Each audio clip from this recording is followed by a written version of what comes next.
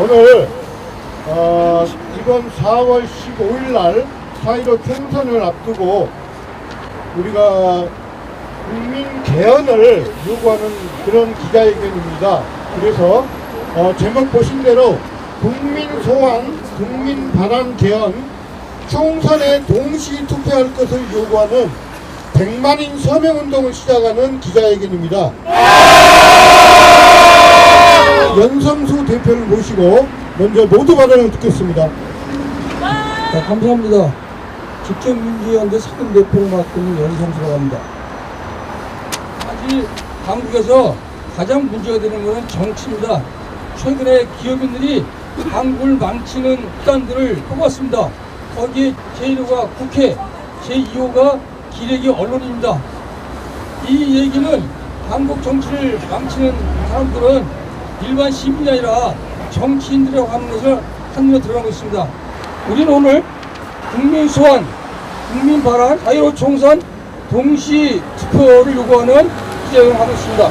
제가 보기에 우선 제일 첫 번째 문제는 거는 한미연합작전 훈련을 재개하는 거, 그거를 깊이 있고 막아야 됩니다.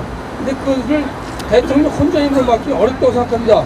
그래서 저는 요구하는 게 한미 군사작전 재개를 요구를 하면 그에 대해서 대통령은 모바일 국민투표를 할 것을 요구합니다. 모바일 국민투표는 몽골에서 실시한 바 있습니다.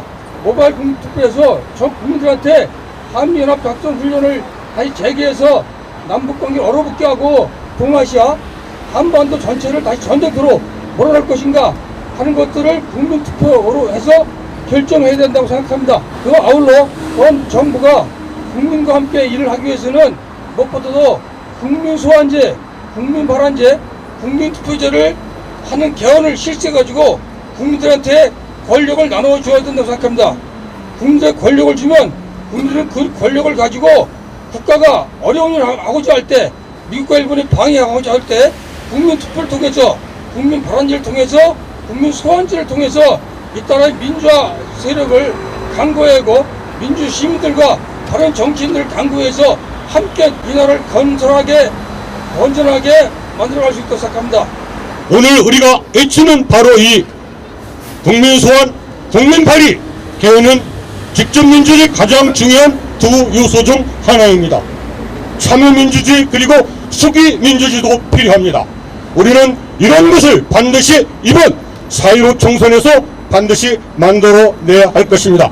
여야 정쟁을 보면서 국민은 안중에도 없고 자신들의 기득권 행사에만 전념하는 모습을 봅니다. 저는 지난 30여 년 동안 토지정의와 부동산 투기 근절운동을 하면서 정말 이 땅에 사회적 약자와 사회에 힘없고 빽없는 사람들이 어떻게 하면 살 수 있는지 눈여겨봐왔습니다.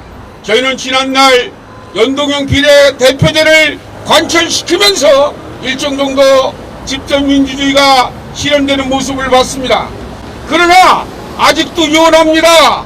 여야 정쟁을 보면 어떻게 하면 위석수 한석을 더 차지할까만 관심이 기울여져 있다는 것입니다.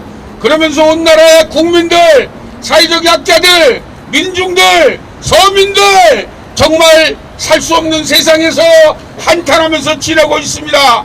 이럴 때 우리는 바로 연동형 비례대표제와 같이 이번 4.15 총선 때 국민 소환제, 국민 발언제를 통해서 국회의원이 되어도 국민을 무서워하고 국민을 실망시키는 의원들을 소환하고 또 각계각층의 사회적 소수계층도 법안을 발의할 수 있는 그런 발언제를 이번 총선에 동시로 투표할 것을 오늘 기자회견을 통해서 강력하게 밝히는 바입니다. 국민투표법 개정 서명운동을 통해서 국민개헌 국민투표 실시 공론화의 길을 활짝 열어가고자 합니다. 국민투표를 직접 요구해야 합니다. 국민의 삶의 질이 높아지고 개인의 노력이 성과로서 보장되는 정의로운 사회가 비로소 될 것입니다. 70년이 넘도록 역사 국민의 발목을 가로막고 붙잡고 있는 국가보안법을 비로소 폐지하고 헌법과 제도의 변화로 이러한 요구를 담아낼 수 있어야 합니다. 세월호 문제는 단순한 재난과 참사가 아닙니다.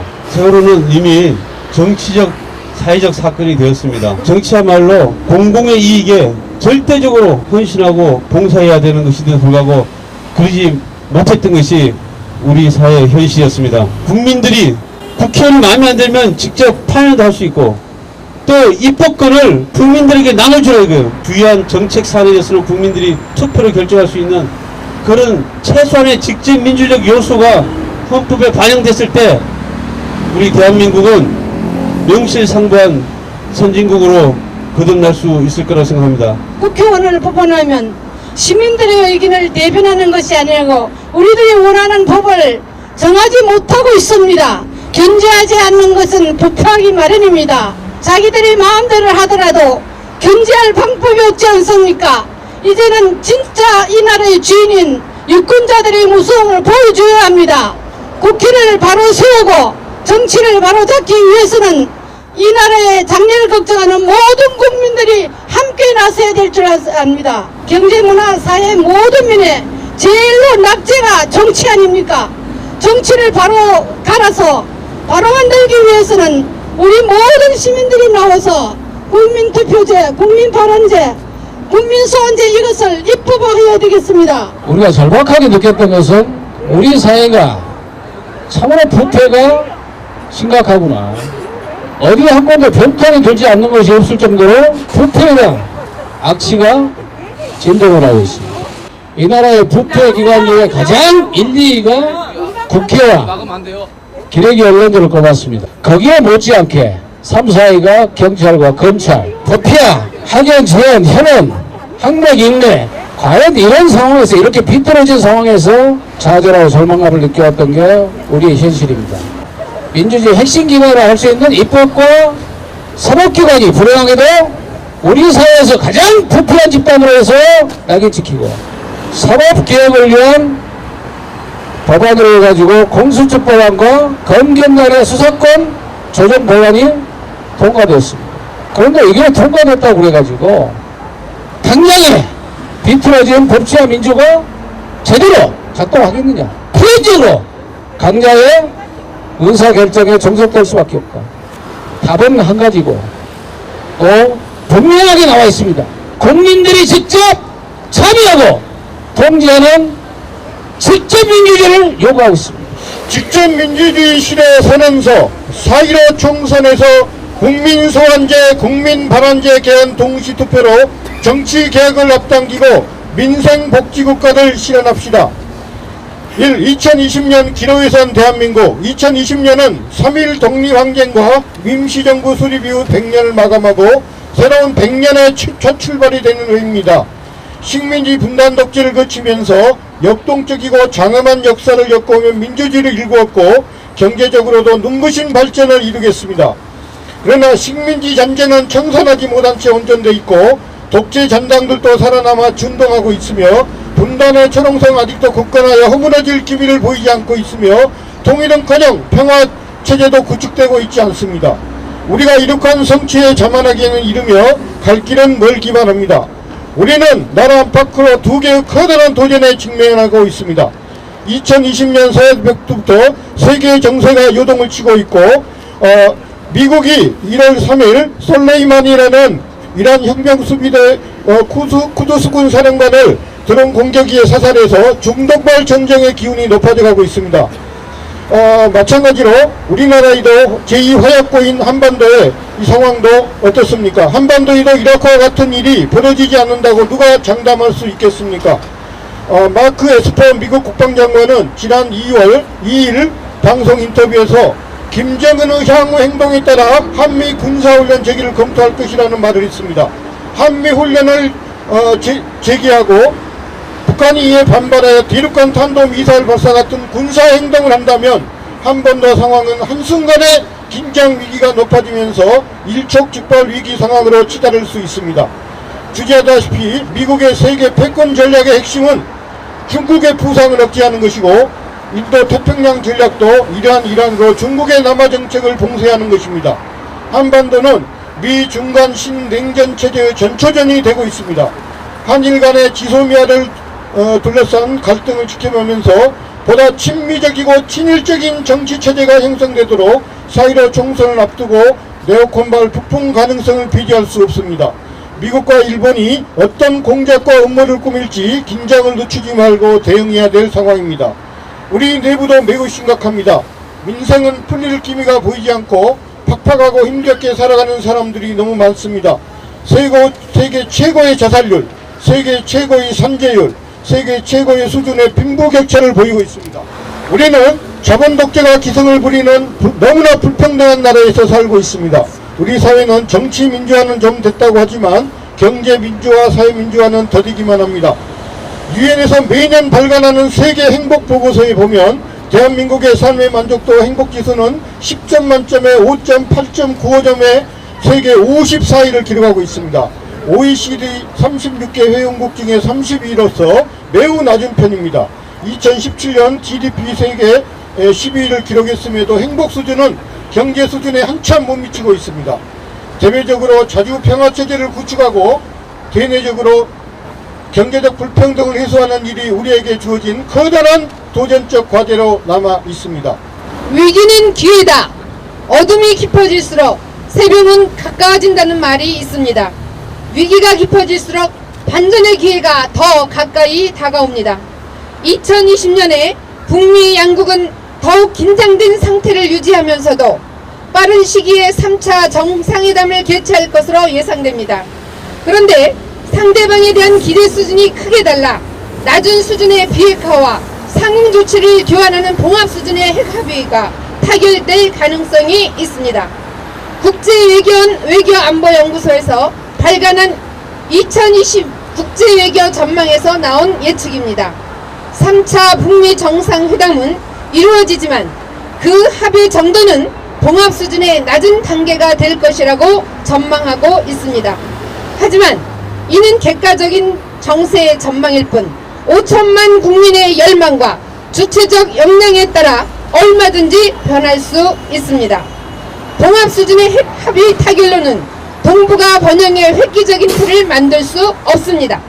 한반도 평화체제 구축이 식어가는 세계 경제에 활력소를 불어넣어줄 마지막 블루오션으로 작동하기 위해서는 2020년 북미 평화협정의 수준을 훨씬 높여야 합니다. 악마는 디테일에 있다고 실제적인 평화협정이 체결될 때까지는 많은 난관이 있을 것입니다. 한반도를 비롯한 동아시아에 진정한 평화체제를 구축하기 위해서 어느 때보다 능력 있는 정부, 자주적인 정부, 국민주권에 충실한 정부가 절실합니다. 지난 2016년에서 2017년 촛불 항쟁을 거쳐 문재인 정권이 들었습니다. 말로는 촛불 정부라고 하지만 제대로 개혁한 계획이 없습니다. 정치개혁의 핵심인 선거법도 당초 안에서 매우 후퇴한 실망스러운 형태로 개정되었습니다. 수구 세력이 날뛰고 있는 상황에서 좀 더 강단 있고 담대한 개혁을 해야 하는데 그러지 못하고 있습니다. 대통령과 국회의 정치를 맡기고 이를 쳐다보는 국민은 지칠 대로 지쳐 있습니다. 정부의 힘만으로 개혁을 하기에는 역부족임이 드러났습니다. 이제 국민이 나서야 합니다. 국민이 스스로 개헌을 하고 입법 발의도 하며 파면도 할 수 있는 권리를 가져야 합니다.